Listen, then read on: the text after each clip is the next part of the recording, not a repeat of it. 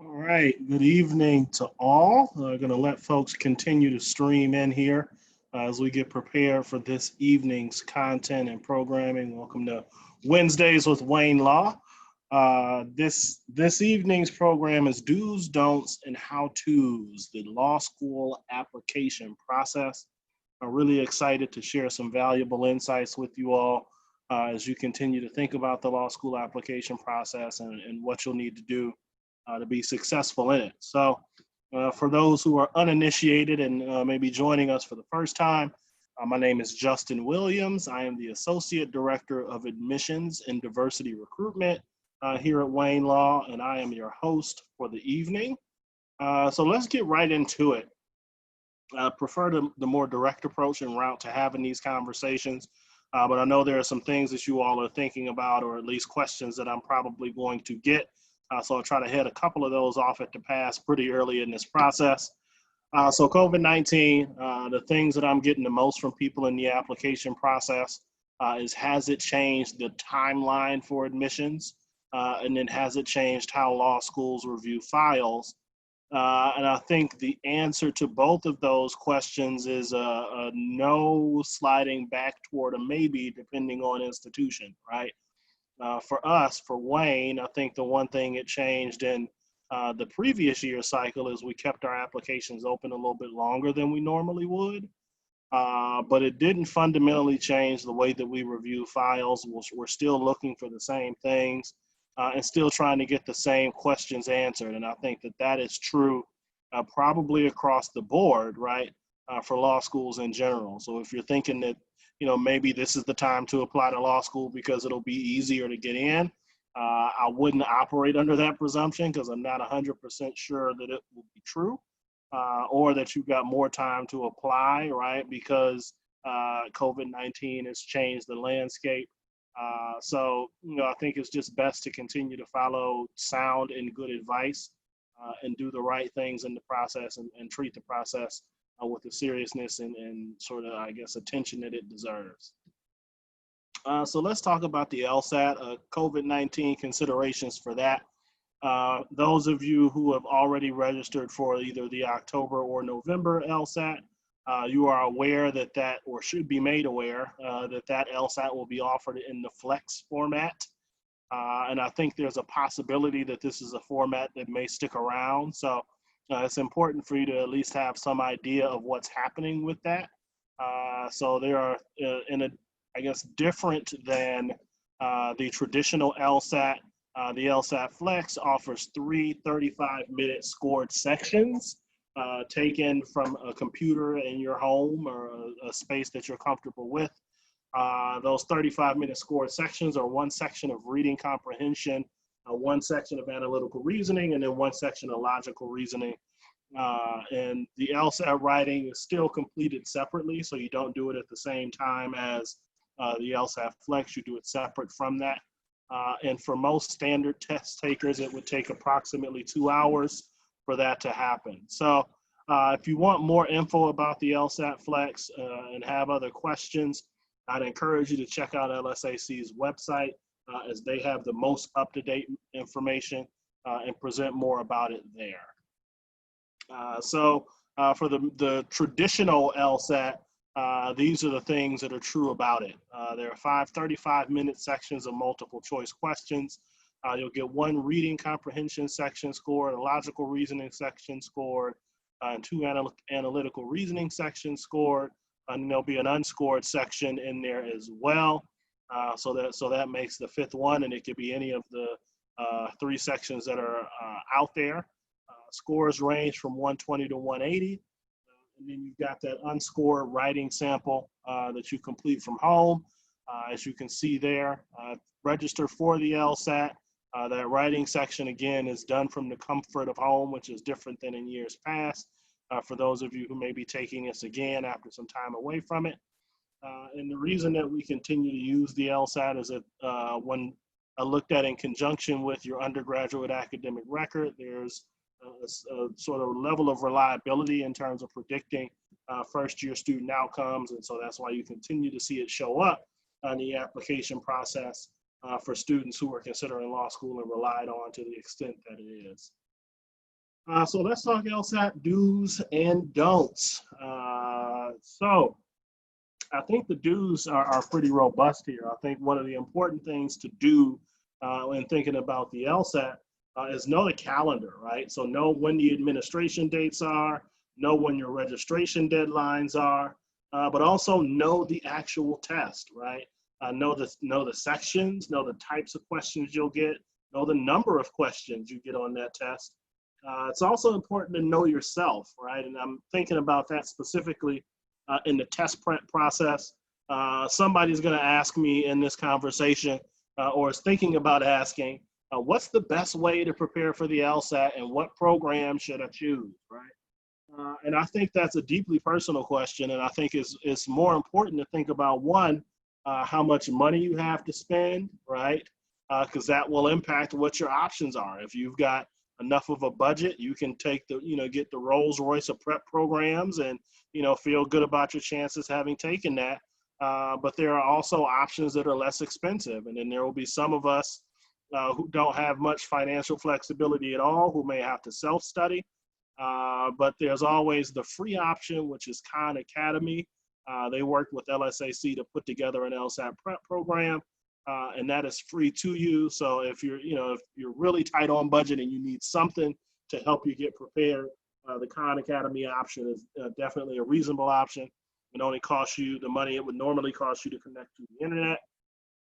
It's also important to think about how much time you have, right? So where are you at in the process in terms of the amount of time you can dedicate to preparation? And then also how you best learn. So thinking about pardon me. So thinking about how you best learn, right? Are you somebody who needs a classroom setting? Can you study independently? Are you in a position where maybe you can learn directly from a book without having to have somebody instruct you on that information? So those are all the considerations and things to know about yourself as you're going through the test prep process. And once you have a handle on those things, you can start to look at what your options are and really put together a plan that makes sense in terms of how and where you should prep and when you should prep and all of those pieces. I think the other thing to do is know how the test is used and then what it tells law schools, right? One of the things that I think students maybe aren't as privy to about the test, right, is that the scores that you receive are an estimate of your actual ability of the thing that's being tested, right? So it's not necessarily an exact number that is an exact replication or sort of indicator of how you perform these particular functions. And then the scores are reported to law schools in a band because that estimate is imperfect, right? It's not a perfect measure. It's not a perfect science. And the reality is that your actual proficiency in the skills being tested, so analytical reasoning, logical reasoning, reading comprehension, could either be higher or slightly lower, right? Slightly higher or slightly lower than that score is. So, I think maybe, and I'll talk about this a little bit more in the don'ts, but there's something to be said for that in terms of how you prepare and what you hope to accomplish in the process. And I think one of the other things that I'm thinking about here is no surprises, right? Position yourself in prep so that you aren't surprised with how you perform on test day. I have lots of conversations with students who are preparing for the LSAT. They take the LSAT and then we have a follow-up conversation and something unexpected happened on test day, right? They were surprised, or, they were surprised by the score that they got for any number of reasons, and I think that the value in the prep process is when you don't have those surprises. I feel like it's a better process for you when that doesn't happen. So I think one of the things that you can do is prepare yourself to see a score that's maybe a little different than what you've been scoring in those diagnostic exams that you're taking to track your progress and see where you are, right? I mean, give yourself a few point action. You can score better than you did on your diagnostic exams, and it feels like a good day. But you could also score, a few points worse, 3, 4, 5 points worse, right, than you did on your diagnostic exams because, right, the testing environment always has curveballs, and you got to give yourself some grace there and recognize that is, right, your performance on that day. But I do want to emphasize the importance of taking those practice diagnostic exams in prep. Drilling on questions will only take you so far. There's only so much ground that can be gained just by drilling the questions, because the doing it as a actual exam, right? Sitting down and testing yourself in those conditions of an actual exam will force you to adjust to things that you didn't expect and the kind of curveballs that you'll get on test day. Maybe the sections come in a different order. Maybe you see a question type or a logic game type that you're unfamiliar with, and how do you respond and react to that? And I think it's important too, because one of the things that I'm hearing from students about their test experience is something happened on test day that they couldn't account for and threw them all off, right? A distraction of some sort, something that you weren't expecting.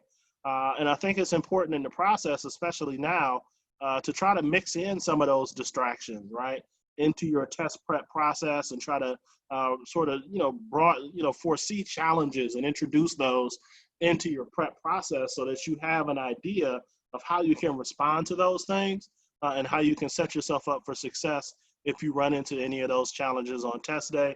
You want to know how you'll react, right?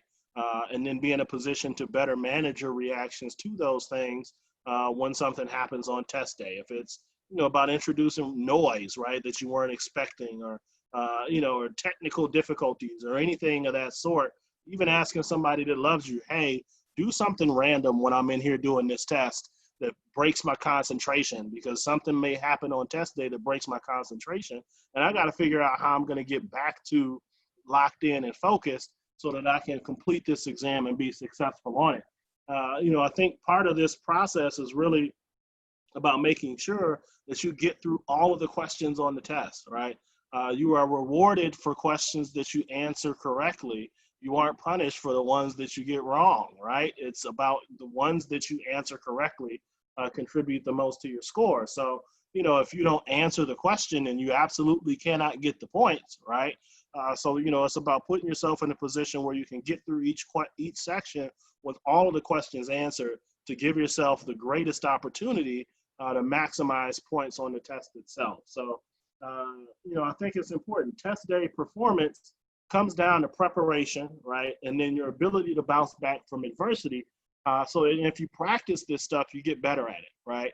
And I think that that's really the thrust of the do's. Now, when we talk about the don'ts, it's a little bit different of a monster, right? I mean, I think that, my biggest piece of advice is not to take the test cold, right? You don't want your first diagnostic exam to be an actual scored official illustration of the LSAT.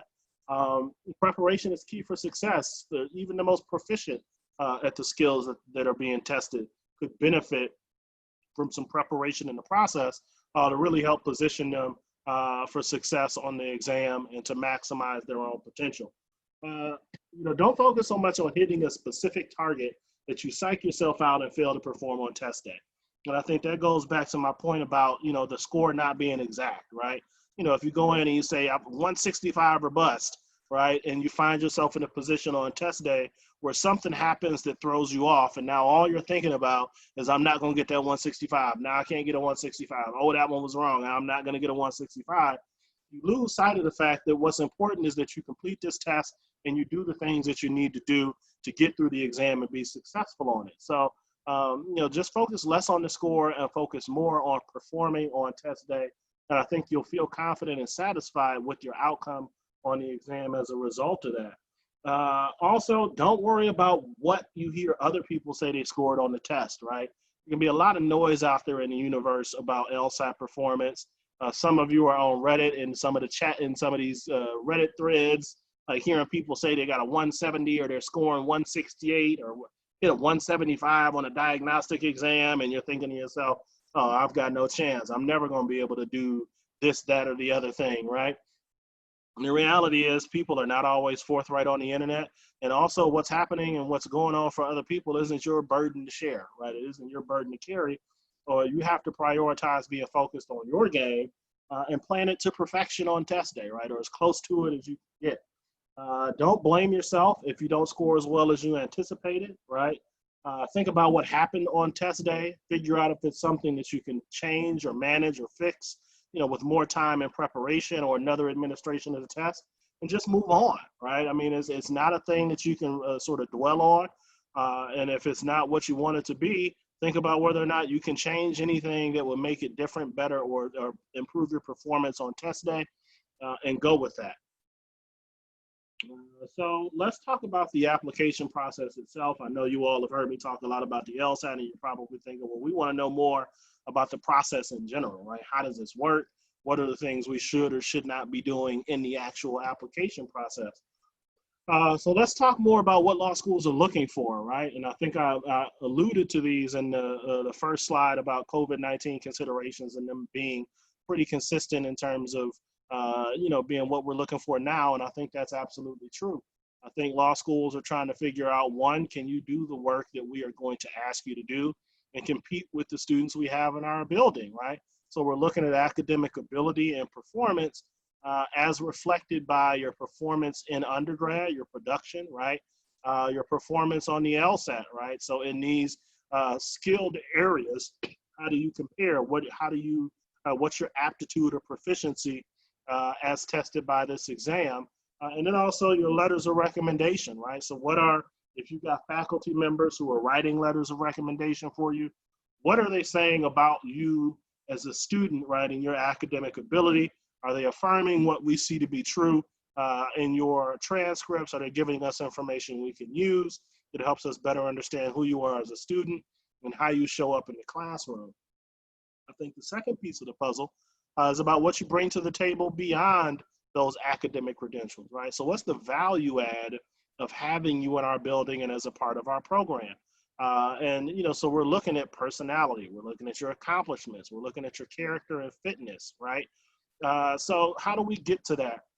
We take a long look at your personal statement, your resume, your letters of recommendation, and any sort of addenda that you submit in support of the application. And that personal statement is really the opportunity that you have as an applicant to share things with the admissions committee that cannot be found in other areas in your application that are absolutely central to them deciding on whether or not they should admit you to their law school, right? And that shows up in a lot of different ways. There isn't a single magic formula for producing a personal statement that will put you in a position to be admitted to all of the law schools that you love and care about. But I do think that the most important questions for you to answer are, who are you and why are you here, right? If a law school comes away from a personal statement with that understanding of you, then it'll be a job well done. I think it's most important to think about that personal statement as a professional writing exercise, right? It should be well written. Any grammatical spelling errors, formatting weird oddities, right? Do away with those, sort of stick to the basics, and just make sure that it's a well-written document, because it is the law school's introduction to you as a writer. I think the resume is also a place where you can highlight the things that you are invested in or care about outside the classroom. Job experiences, professional experiences, leadership experiences, the things that you care about that you really invested yourself in outside the classroom. I think for most people, a 2-page resume hits the spot. 1 page even for some of you who may be coming directly from undergrad. If you're a seasoned professional who's built a career, then I think you just take the resume that you have and you submit it, right? If it's 3 or 4 or 5 pages, you send it in, and we will definitely review it as a part of the application. You aren't discounted in the process because your resume is longer. It isn't necessarily an advantage for you either. We just know that there will be people who come to us who have longer careers. It doesn't make sense for you to do all of the chopping and cutting of the resume. Just send us what you have and we'll take it as a part of that process. Again, the letters of recommendation can tell a story here, helping us better understand who you are as a person, how you showed up, and what people who you've selected to recommend you for this journey are willing to say about you, right? And so we're looking at those letters of recommendation again to get a better feel for the kind of personality you have, your character, and again, know that feeling that people get from you and are willing to share in that letter of recommendation. And then addenda that you may submit as a part of the application process. So I think students should be thinking about these in a couple of buckets. I think there are addenda that you submit for oddities or curiosities as it relates to your performance in undergrad or your performance on the Lsat, right? So maybe you had a bad semester or a bad year in undergrad, and you want to explain to the committee the why behind that, right? Or maybe you did really well on the Lsat and maybe not as well in undergrad, right? And you want us to understand why that's the case and why the Lsat is the better indicator of your potential for success in law school. Or maybe it's the other way around, right? Maybe you're somebody who was a total rock star in undergrad, but you just don't test well, right? And you've got a history of not testing well and outpacing that test performance in a classroom. You submit an addendum that explains that to the committee. These addenda are not substitutes for that performance, but they provide some context and give the committee something to think about as you're going through the process, again, of assessing your likelihood for success in their institution and fit in it. The other context in which you almost certainly want to submit an addendum is if you find yourself answering in the affirmative to character and fitness questions on a law school application. So, anything that's happened to you in terms of a disciplinary thing in undergrad, right? If you've had any run-ins with the law, from speeding tickets, to minor in possession, whatever, any of those things, we want to have an addendum for it, giving us some context around what happened, right? And telling that story. And it serves a twofold purpose. On the front end, it's important for us to know that because on the back end, when you apply to the bar in the state that you want to practice in, you'll have to share that information with them. And the information that you share with them has to match what you share with the law school, or you'll have some questions to answer to the state bar. And you do not want to start your legal career off having to explain to the state bar why your application to the bar seems less than honest or inconsistent with what you share with the law school on the front end. So just treat it as an opportunity to be thorough in the process and be thoughtful about what you share and how you present it. And when all else fails, err on the side of disclosure. I think the other piece of the puzzle is this like you versus everybody piece, right? And this is less about you really and more about us as an institution, the goals that we've established for ourselves, the targets that we've set, the profile we want for our class, and whether or not you line up with that, right, as it relates to the applicant pool and helping us meet those goals. So we look at all of those pieces together to render that admissions decision and make a choice. And once we get to that place, we'll definitely notify you of where you stand with us as a law school. So let's talk a little bit more about the pieces included in an application. We touched on them, but I want to just go back over them so you'll have a understanding of all of the parts together. So the application process is done entirely online through LSAC. If you are not familiar, you should get that way because they are the clearinghouse, at least as it were, of law school applications, and you have to follow their process to apply. So you'll submit that application. There'll be that personal statement, right? For Wayne, it's 2 pages is really what we're sort of the sweet spot. We'll accept personal statements that are longer than that, but for most people, they can get it done in 2 pages. Your resume, again, we talked about the resume. It doesn't have to be longer than 2 pages. For most people, 2 pages is enough. For those of you who are coming with a significant career, feel free to include your entire resume if it's longer than that, and we will acknowledge that and treat it the same as we would any other resume we receive in the process. Letters of recommendation for Wayne, we need at least 2, but no more than 4. And the way that the process works is that you share with LSAC the information for your recommenders, and they are prompted by LSAC to submit those letters of recommendation. So you're not getting the letters of recommendation and uploading them. They're being sent through the recommenders to LSAC. The addenda, like we talked about, if any of that applies to you, you want to include those. And then we'll also get something called a JD Credential Assembly Service Report or CAS report. And that will include all of your LSAT scores from the last, I believe it is 5 years. And then we'll get all of your undergraduate, it'll also include your undergraduate GPA and all of your transcripts for all of the institutions you attended post high school. So if you took a semester in junior college or community college or a year in community college before you transferred out, we'll need to see those transcripts. If you're somebody who went to graduate school or doctoral programs, all of those grades need to be included.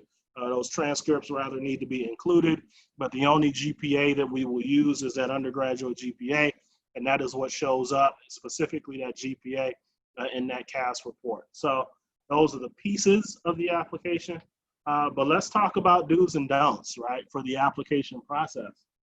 I think a thing that students are getting more thoughtful about, and I love to hear it, and students are applying to more schools, right?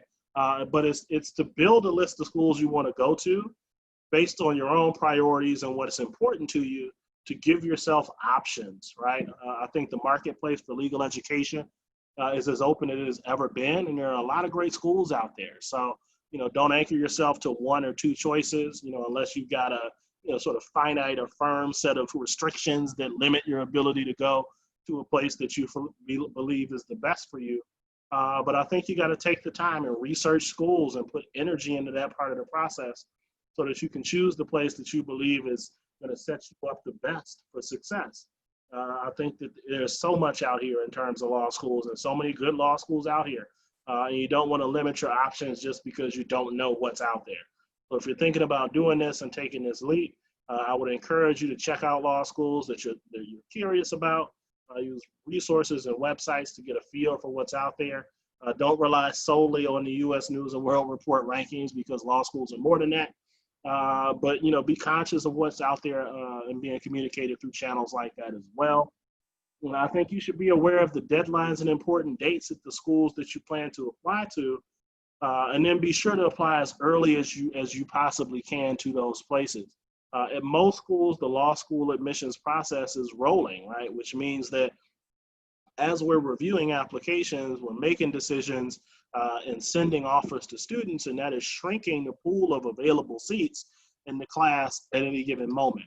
And I think schools set up deadlines that are signals to you that, hey, after this, right, things could become a little bit more challenging for you generally.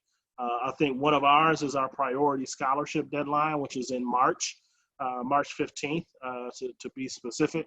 And after that, if you apply after that date, you will still receive consideration for scholarship and admission, but it will be mostly based on what we have left, right? And it's more about scholarship necessarily, right? So, we may not, you could be a well-heeled and well-positioned applicant who, if you had applied earlier, may have received a more lucrative scholarship. But because we've expended a great bulk of our scholarship dollars already, right, because we're past that deadline, we may not be in a position to extend you the kind of offer that you would expect if you applied earlier. And I think that, again, that's something that can be true of other schools. And the more you know about the deadlines, the better handle you have on that. I think the better position you're in to really reap the rewards of the law school application process. I think the other things that you can do is be thoughtful and thorough as you assemble the elements of your application. Arm your recommenders with information that you're sharing with the law school to position them to write strong complimentary letters of recommendation, right? Circulate your personal statement to people who can provide feedback on it. I think you should be keeping an eye they should keep an eye mostly on structure and grammar, also spelling, but maybe on content too, if they know you well, right? If this is somebody who knows, the story that you can tell about your life, the story of your life, and how you can best frame it, right, to navigate this law school process, feel free to get that kind of feedback as well. And then also err on the side of disclosure on things that you feel like may hurt you in the application process, like I talked about, like character and fitness stuff, because not being forthright is more likely to hurt you in the end. If you are admitted to a law school and you haven't shared a thing, you'll certainly have to account for that at some point. I think students sometimes worry that if they tell a law school that they've got this thing, that the law school won't admit them. And really the reason we ask for that stuff is that, so your file matches, right? It's really what it's about. And it's a protection for you so that when you do make it to that next phase of the process, you don't have to explain to somebody why you didn't tell us you got that MIP, right? Because that it's important that you, as an attorney and a practitioner, that you're forthright and candid and honest in all your dealings. And state bars are absolutely looking for that in that process to apply to sit for the exam. So let's talk about application don'ts. Don't be a single issue voter, right? And what I mean by that is don't choose a law school for a single thing or a single reason and go, boogity, boogity, boogity to that institution. Choose your school because it's the right fit for you, right? Not because of a single program or a single clinic or just because you got the scholarship dollars, right? You are going to spend at least 3 years at these institutions, and there are a lot of things that will happen in your life or in your law school life, and you just want to be sure that you're at a place where you can continue to feel good about it no matter what. And I think if you're thoughtful about that part of the process, and you're making the decision for a variety of reasons and you've got your priorities in order, then you'll feel better about that choice. But I would just encourage you to, again, not be a single issue voter, because things change, and you want to be at a place where if things change, there are other reasons that you're there that matter to you and will keep you motivated and engaged. Also, don't count yourself out at an institution that you love because you don't think it could happen, right? I think people don't apply to schools because they don't think they can get in. And the reality is that you never know what will happen unless you apply. So if there's a school out there that you love that nobody thinks you can get into, and maybe you don't even think you can get into, apply anyway and see what they say, right? The worst they can say is no, and if that's what you're expecting, then it's not a surprise. But you could be surprised and delighted with a yes to go to a school that maybe you hadn't thought you could get into, but opportunity presented itself because that's what the cycle bore out. So, I think that's just a thing to do, right? Apply to the places, have dream schools. There's no harm in it. And I think more students should do that and apply to those dream schools and see what their options are and what's out there for them.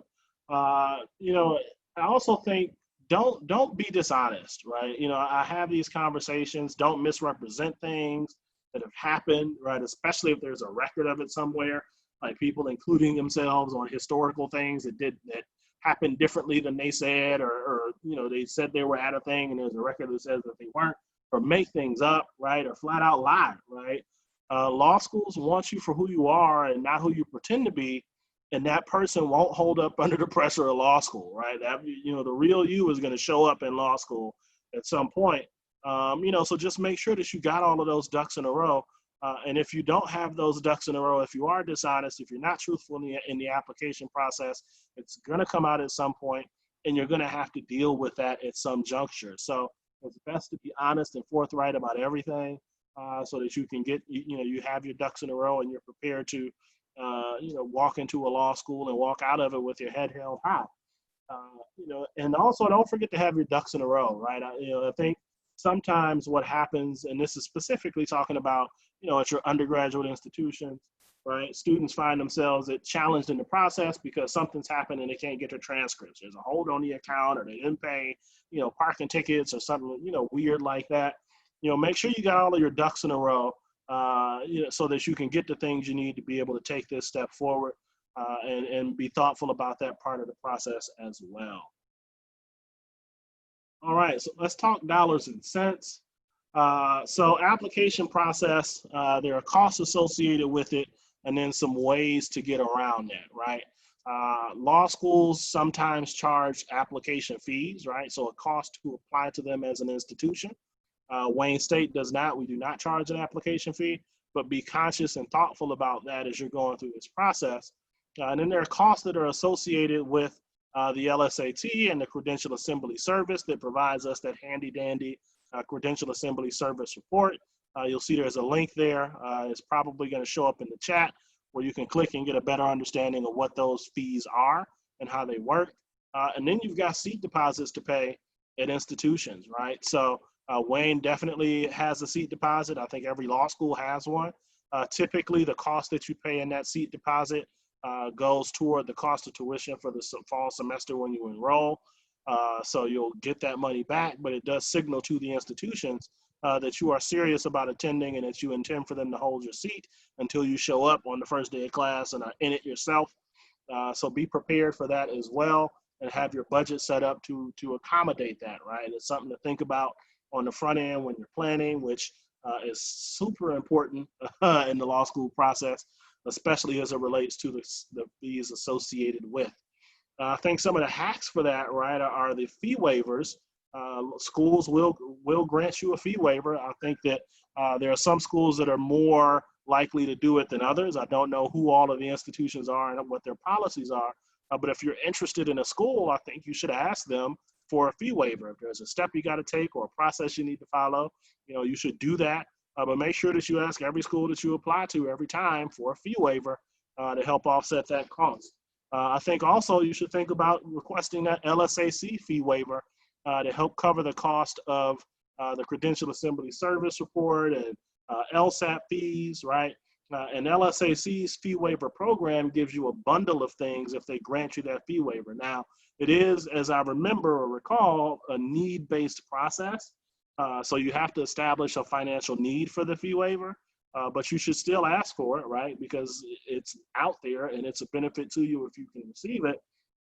And what you get is 2 LSATs, an instance of the LSAT writing, a CAS registration, which includes the letter of recommendation service, and access to electronic applications for all LSAC member law schools.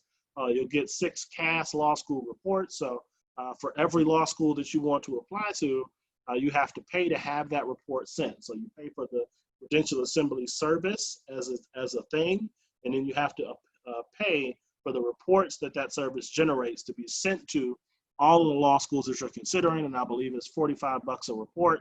And as you can imagine, that cost will add up quickly. But the CAS law, but getting 6 of those for free is a huge boon and a positive for you. And I just want to again remind you all too, as we're thinking about costs, the cost of preparation is a thing. So always think about the Free Khan Academy official LSAT prep as an option for you in the process of preparation if you are strapped for cash, or if you just want to get started with something and you haven't figured out exactly how much you want to spend yet. I think the Free Khan Academy resource is a huge plus, and it'll help you hit the ground running when you get to that next step with whatever you choose to do in the LSAT prep process. So let's talk about paying for law school generally, right? Big picture stuff and some things to think about. So students, there are a few buckets that paying for law school, the dollars that are associated with that sit in, right? I think scholarships are what students are most interested in learning about, and they typically exist in a couple of places. There's merit-based or accomplishment-based, right?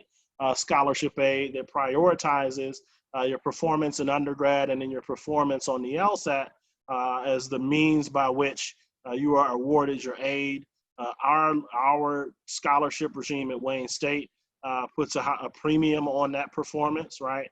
We're looking at you as an entire applicant, but the things that weigh most heavily in the scholarship decision are your GPA and your LSAT score, and there are a good number of schools that are out there like that. So you want to make sure that when you're applying to a place, you sort of know what their medians are, right, and how your profile stacks up to that, because it could be a good indicator of where you might land in terms of scholarship dollars, right? If you're an accomplished academic, right, who's got a GPA that's either at or better than their median, and then an LSAT score that's either at or better than their median, there could be a really strong scholarship out there for you at the schools that you fit that profile. Now, if you're away from that profile, away from that median, there could still be opportunities out there, but they may not be as robust. The other bucket that law school scholarships typically sit in is a need-based bucket, and that's for programs that account for students' need in the decision, financial need in the decision to award scholarship dollars, and there are some places that are out there like that. So you want to research, right, when you're looking at the schools, what their scholarship regime is, and see if what would be better for you, right, when you're making your decisions about where you want to apply and what you want to do with those institutions. I think the other way that students are typically paying for their legal education is through loans, right? Be they federal student loans, which require you to fill out a FAFSA form, or through private loans, through your bank or your credit union or your credit card company or whoever, right? That's another set of the options that are out there for folks. And the advice that I give people when thinking about paying for law school is to, sort of recognize that it is a 3-year bet on yourself that you are more valuable on the market with this credential than you would be if you did something else with these 3 years, right? So you're giving up 3 years of earning power, right? And all of that to really get this credential that can increase your earning capacity, but it may not skyrocket you into the six-figure stratosphere, right? It's important that you know what salaries look like for lawyers, right? And that information is out there. The National Association of Law Placement, NALP, has good data, right, on what lawyers are making starting out. There's information that's out there about what lawyers are making in, at the state level, right, the median salaries, right, all of these things.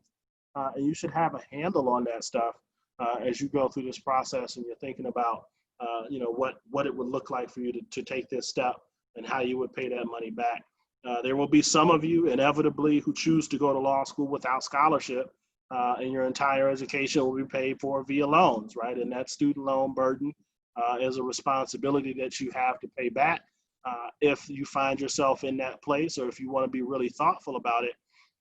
And this is probably just advice to everybody just thinking about law school and paying for it and how they would pay the debt back if they do incur some debt in the process of acquiring the education. Access Lex is a really good resource. They've got a lot of information out there about repaying your debt, right? Repaying your student loan and managing your student loan burden so that it doesn't become so much of a burden that it makes it hard for you to function, right? So you want to check them out as well. They're a great resource for you. accesslex.org is their website. So definitely check that out and connect with them about resources on repayment of your educational debt. So let's talk a little bit more, right, about the do's and don'ts of money in the great words of Susie Orman. So some do's, right, fee waivers, like I talked about, every school, every time. You got to do that because you want to lessen that point of entry cost of applying to law schools. The LSAC fee waiver, please request that, and if you don't receive it, appeal that, right, because they do have an appeals process. And you may not necessarily get the fee waiver, but you got to exhaust your options to access it, and you can only do that if you apply, and then if you aren't able to get it, appeal that process. Fill out your FAFSA. I think students should be aware of doing that and know what your scholarship covers, right? Because if it doesn't cover your cost of living, right? If it doesn't cover, rent, room and board, right? You're probably going to have to take out federal loans to cover that cost unless you've got somebody who's helping you pay for it out of pocket. And the best way to be prepared to take that cost on is to fill out that FAFSA so that you can in a timely manner so that you can access the loan options that are out there. You want to make sure that you do check your credit report and resolve any issues on that report, right? There are loans that will absolutely check your credit. And you can be denied a loan because you've got credit issues. That includes federal loans. So, be aware of what's on your credit report. If you got some blemishes, try to take care of them before you get this ball rolling so that you aren't scrambling at the end to try to figure out what you're going to do to pay for the things you need as a part of this process. And I think the other piece is to research what lawyers make in your city, your state, your region. Just understand the marketplace for lawyers, what they get paid, right? And what, and maybe what they don't get paid so that you can adjust your expectations appropriately and really be thoughtful about what law school you choose to go to and the amount of money you're willing to take on as a part of this excursion. I think some of the don'ts, are to wait until the 11th hour to file your FAFSA, right? Don't wait until, the first day of classes to file your FAFSA. It's gonna make it harder for you to get to the money, right? And the last thing you want to do is put yourself in a position where one of your stressors in law school is money, right? So, don't avoid planning or budgeting because failing to plan is planning to fail. And the last stress, like I talked about, that you want in law school is financial stress. There's enough stress that's out there. You want to make sure that you've got your money budgeted and you have some control of that so that you don't find yourself in a position where money is a problem that you have to manage along with the other aspects of being in the law school and legal education space. Don't fail to understand the terms of your scholarship and what it will take to keep it if you get it, right? Make sure that you know what the terms are of the scholarship that you get. What's your required minimum GPA, right? Is it just good academic standing? Is it a 2.5? Do I need a 2.75 or a 3.0? Is it a renewable scholarship, right? Make sure you understand what the terms of your scholarship offer are, so there are no surprises for you in the process, and that you've got your arms wrapped around that. And then also, don't make money the only reason you choose to go to a law school. I know even after all of this, you're like, well, I'm gonna just go to a law school that offers me the most money. There are other things that are important to this journey that will impact your law school experience and even your post-law school experience. So yes, the money matters, but it is not the only thing that matters. I would add as a don't forget to check the ABA Standard 509 disclosures and consumer information at the law schools that you choose. That should be a part of your research process. It'll give you a better feel about scholarship data, right? About jobs data, right? Because you want to know who's getting jobs, bar passage, all of that. And all of that sort of feeds into the dollars and cents piece, right? Because at the end of the day, the reason that you are in this is because you want to get a job at the end. And so you want to have an understanding of what that looks like, right? What the students who graduate from this school are leaving with in terms of debt, right? And how they're managing that part of the process and what's happening with their scholarship opportunities at the institution. All right, so I'm gonna spend just a few minutes talking about why Wayne Law, right? I think I would be remiss if we went through all of this and I didn't tell you something about why Wayne Law would be a good place for you to consider for your legal education. And I think the biggest piece of it is that it's just a flat out a good education, right? You will get a quality legal education if you come to Wayne and leave out of our doors in a position to contribute in the ways that young attorneys who contribute to the legal profession and feel confident that you've got the skills to be successful. We've been named the best value law school multiple years in a row, and we keep our costs low, right? I think we're the lowest in-state tuition for you Michiganders. Our out-of-state tuition is only like $100 a credit hour more. So the cost of out-of-state or in-state it's not 100% equal, but it's roughly equivalent. So it's not a huge difference if you're considering us for out-of-state. Our cost for the 2020-2021 academic year for tuition and fees is about $33,000. And so if you're, coming from out of state, you think it's, probably about $38,000 or something like that, I think, which is, all things considered, still a really good cost for your legal education. And we're generous with scholarships, right? So if you are a well-positioned, competitive applicant, if you bring both medians to the table, right? So you hit our median GPA and LSAT. And for this year's application cycle, just for your own edification, our target LSAT score is a 160 and target GPA is a 3.65. If you bring both of those medians, there's a really good chance you'll get a competitive scholarship.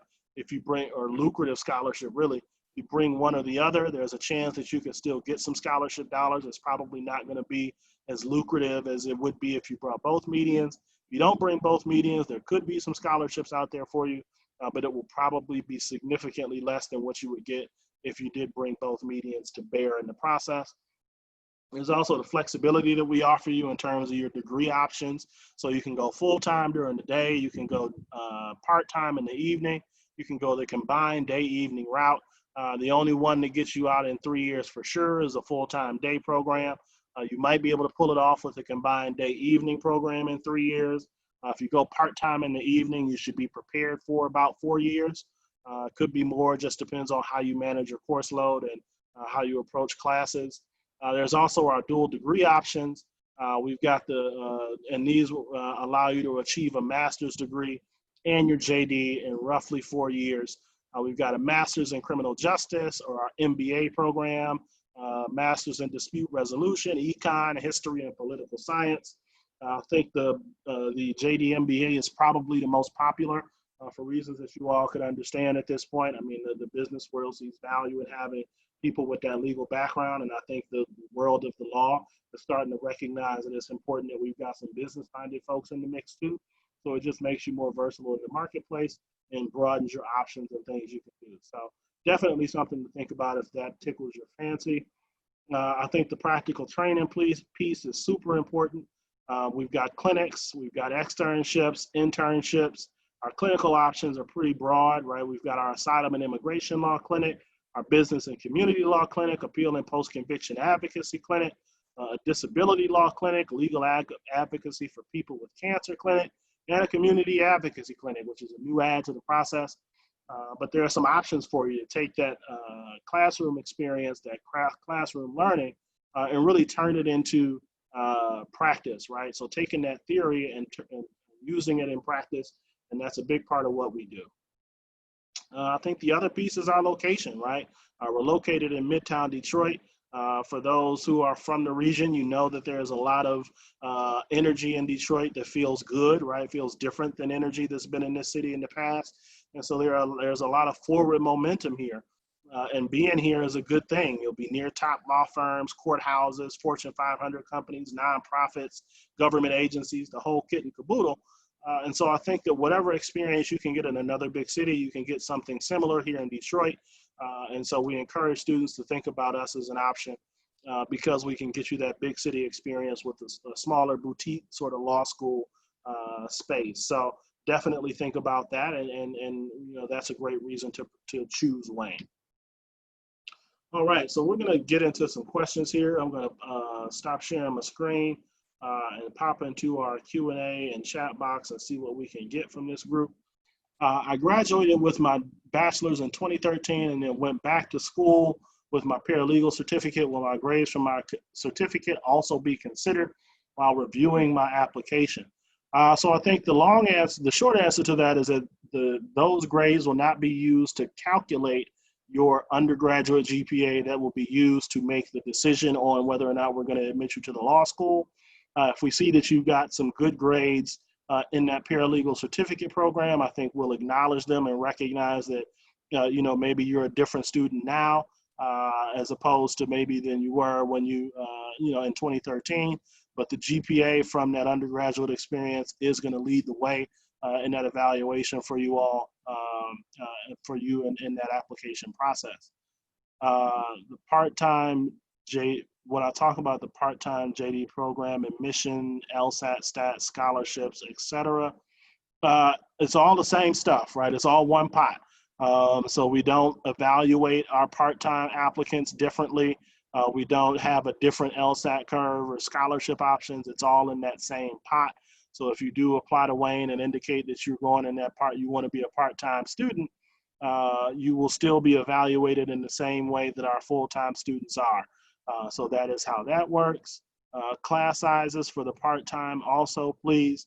So the classes are probably, you know, I would say roughly, yeah, I think the class sizes are comparable, right, to what you would get in a full-time capacity.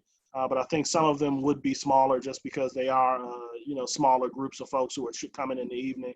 In terms of exact numbers, I don't know what the student to teacher ratio, the student to faculty ratio is on the part-time side. But I think there's some of it that's going to be smaller and some of it will probably be similar size because in your upper level year, you're taking courses that everybody can take right in that part-time program because everybody can take classes at night if they choose to, right? If you choose to register for a class, it can be offered at night. You can take that even as a full-time student in your second and third year if you choose to. How big of an impact does your underclassmen GPA matter at Wayne State? Yeah, I mean, I think what you want in this process, right, as it relates to the GPA, you can't get away from a GPA that's not particularly strong, right? If you didn't do well in undergrad, it's not going to help you in the law school admission process. That's just like the uncomfortable fact, right?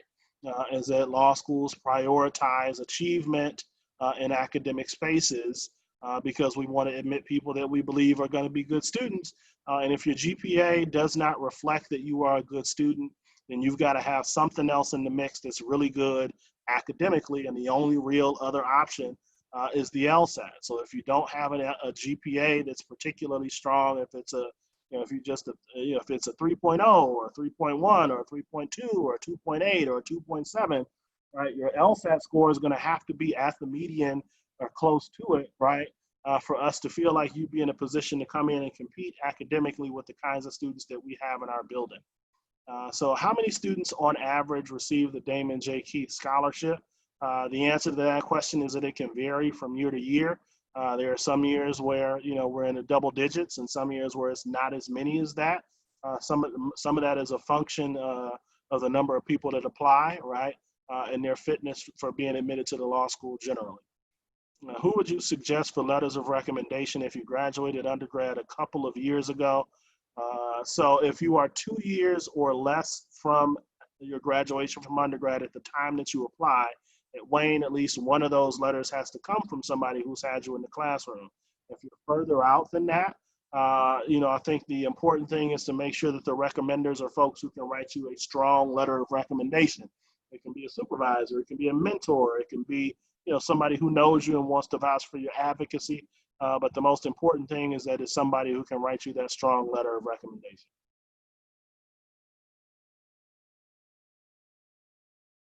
All right, so looks like we are out of questions here in the chat box. I'm going to take a couple of questions from the questions that were submitted before this session was started. So I think that, I think we talked about the admissions process and how that looks.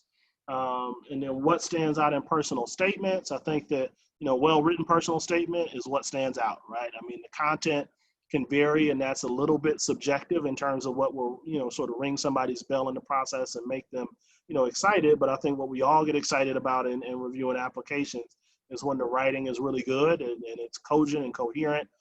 There aren't any of those errors that you might find in the process. What is your median GPA and LSAT score? Our target for this year's class is a 3.65 GPA and a 160 LSAT score. So there's that one. How important is achieving a high LSAT to the admissions process? I think is really important, right?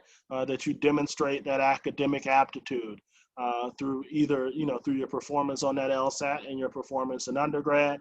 You want to have an LSAT score that's as close to the median as possible if you want to be admitted to our law school, because we do prioritize academic achievement in the review process. It is a holistic process, but we have to be confident that if we admit you, that you can come in and do the work and compete. And a strong LSAT score absolutely helps in making that evaluation. So another question asks about having multiple LSAT scores and how do law schools view those? I think generally law schools are looking at the highest score as the indicator of whether or not they're going to make the admissions decision. But if there are trends in that performance, let's say you had you're taking it, 4 or 5 times and the best score you had was the first score and you've gone down every time you've taken it. I think it can present some conversation, right? Is this somebody who, had one good day and who they really are is the, sort of the average of those lower 3 scores, right?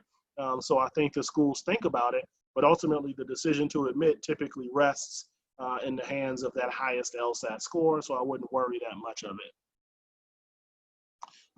And somebody says, I don't understand why a GPA of 4.0 in a PhD program and teaching at the university level is not valued as much as an undergraduate GPA. And I think that's a fair question. And the reality is those are the metrics that law schools use, right? Right, wrong, or otherwise, right? What we use is what we use. I think part of it is because, and I think there's a presumption, right, that programs are similar or alikes, right? And there are challenges that come with being in a law school classroom that are different than even being in a PhD classroom, right? I wouldn't presume that somebody who was a great law student would be a great PhD student, because there are different approaches to the work and different approaches to the learning style. And so I think I've seen PhD students struggle in law school programs who are rock star PhD students, and they struggle in law school programs, right? Because the two things are different. Now I know there's absolutely rigor in PhD programs, and there's value in having those experiences. But I think law schools are much more reliant on that data. One, because it's the data that's also most studied, right? The data that we've got the most information about is the combination of the undergraduate GPA and the performance on the LSAT.